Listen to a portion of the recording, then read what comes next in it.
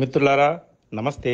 తంగలాన్ సినిమాలో దర్శకుడు పా రంజిత్ బుద్ధ విగ్రహాన్ని ఎందుకు పెట్టాడు, ఆ విగ్రహం తల నరికిన గాథ ఎందుకు చూపించాడు, తద్వారా మనకు ఏం చెప్పదలుచుకున్నాడు, అదే విషయాన్ని ఈ వీడియోలో సూక్ష్మంగా మీకు వివరిస్తాను.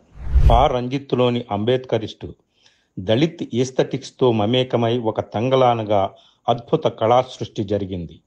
ఈ దేశంలో సమస్త దోపిడీలకు వర్గం కాదు, కులమే మూలమని, కులపరమైన దోపిడీకి మతపరమైన దోపిడీకి ఒక విడదీయరాని సంబంధం ఉందని, దీనికి విరుగుడు బుద్ధుడేనని అంబేద్కర్ అణగారిన జాతులకు ఒక మహోన్నత సందేశాన్ని అందించాడు. కులాన్ని, మతాన్ని, దేవుణ్ణి నిర్ద్వంద్వంగా తిరస్కరించాడు గౌతమ బుద్ధుడు. అందుకే లేని దేవుణ్ణి అడ్డం పెట్టుకుని కులమతాల పునాదుల మీద తమ దోపిడీని యుగాలుగా సాగిస్తున్న పురోహిత వర్గాలకు శత్రువుగా మారాడు బుద్ధుడు. మరోవైపు తమ దోపిడీకి కారణమైన మాయపూజారుల మాయదేవుడిని తమ హృదయ పీఠాల మించి కూలదోసి అక్కడ శాక్యమునినే, అంటే బుద్ధుడినే తమ దేవుడిగా అణగారిన జాతుల వారు ప్రతిష్ఠించుకున్నారు. అందుకే గౌతమ బుద్ధుణ్ణి ఆయన గుర్తులతో సహా ఈ దేశంలో నామరూపాలు లేకుండా మటుమాయం చేయడానికి ఆ పురోహిత వర్గాలు పన్నాగం పన్నాయి. ఆ కుట్రలో భాగంగానే గౌతముడు ఆయన అడుగుజాడలు పడిన సకల భూభాగాల నుంచి తరిమివేయబడ్డాడు. మనువాదుల మారణ హోమంలో ఈ దేశంలోని బౌద్ధ భిక్షువుల తలలు నరకబడ్డాయి.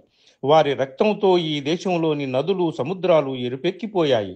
అందుకే మహానుభావుడు అంబేద్కర్ ఈ దేశ మూలవాసులైన దళిత బహుజన జాతులకు బౌద్ధాన్ని తమ మతంగా మార్చుకోమన్నాడు, బుద్ధుని తమ దేవుడిగా మలుచుకోమన్నాడు. ఇక ఈ సినిమాలోకి వస్తే, బంగారం కోసం, అంటే తాము కోల్పోయిన భూమి కోసం బానిసలుగా వేట సాగిస్తున్న దళితుల కథ చెబుతూ పా రంజిత్ ఈ భూమికి మూలవాసులైన దళితుల నేపథ్యంలోకి, వారి మూల గాథలోకి వెళ్తాడు.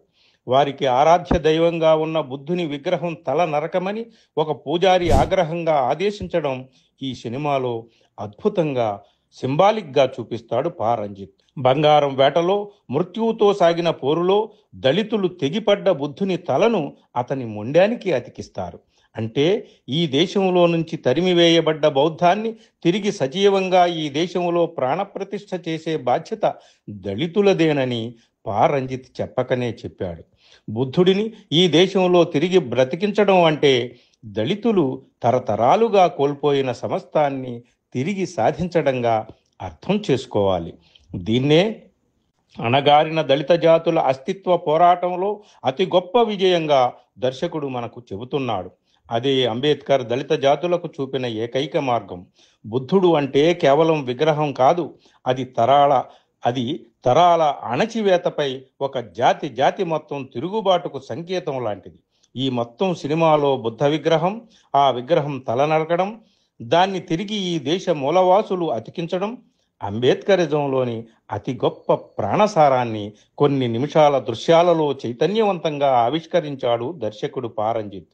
అంబేద్కర్ బౌద్ధాన్ని ఎందుకు స్వీకరించాడో, ఆ బౌద్ధాన్ని తమ జాతి మొత్తాన్ని స్వీకరించమని తన చివరి సందేశంగా ఎందుకు అందించాడో అర్థం చేసుకోమని పా రంజిత్ అతి గొప్పగా ఈ సినిమాలోని కథలో మెలిపెట్టి మనకు చెప్పాడు.